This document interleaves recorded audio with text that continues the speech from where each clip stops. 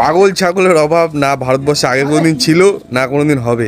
অনেকক্ষণ ধরে রুমে টুকটাক ধুমধাম চেঁচামেচির আওয়াজ পাচ্ছিলাম, তাই শুনে ছাদে এসে দেখি এরা এখন বাঁশের মাথায় বাঁশ বেঁধে এই সামনের গাছের থেকে ডাব পাড়ার চেষ্টা করছে। এরা বেশ অনেকক্ষণ ধরে চেষ্টা করছে, বাট সফলতার দেখা পায়নি, তাই হাল ছেড়ে দিয়ে রুমে চলে গেল। ওরা রুমে যেতেই আমি আমার টিমকে নিয়ে ছাদে চলে আসলাম। ব্যাস কাজ শুরু। রডটা বেঁকিয়ে আমরা বাঁশের মাথায় বাঁধছি, তুষার বসে বসে এখানে ছুরিটা সর্বনাশ করছে। এখন সবাই মিলে চেষ্টা করছে ডাবের কাঁধে যেন কোটাটা বাঁধানো যায়। একটা ডাবে কোটা বাঁধ দিয়ে দিলাম ইয়ার টান, আর দাঁড়াম করে গিয়ে পড়লো রাস্তায়। অমনি টুক করে গিয়ে কুড়ি নিয়ে আসলো সৌভিক, তারপরে দুটো কোড়ালো তহি। একে একে বেশ আমরা অনেকগুলোই পেরেছি। এবার একে একে সব ছাড়ানোর পাড়া। ছাড়ানো তেমন কিছু না পাওয়ায় খাটের কোনা দিয়ে ছাড়ালাম, আর বেরিয়ে আসলো একটা সুন্দর নারকেল। এটা নারকেলটা একটু শক্ত থাকলেও বাকিগুলো বেশ নরম ছিল। এবার আস্তে আস্তে ছাড়িয়ে আমাদের খাবার পালা। এতক্ষণ ধরে যে কষ্ট আমরা করেছি সেই কষ্টের ফল আমরা এখন ভেঙে চুরে খাচ্ছি। আর যে সে খাওয়া না, বেশ তৃপ্তি করে খাওয়া দাওয়া চলছে এখন সবার। অন্যগুলো দোমালা ছিল, তাই জল ছিল খুব মিষ্টি, তাই সেই জল খাওয়ার জন্য আমাদের মধ্যে শুরু হয়ে গেল লড়াই। আর এইভাবে একটা সুন্দর খাওয়া দাওয়া দিয়ে আমরা আজকের দিনটাকে কাটালাম।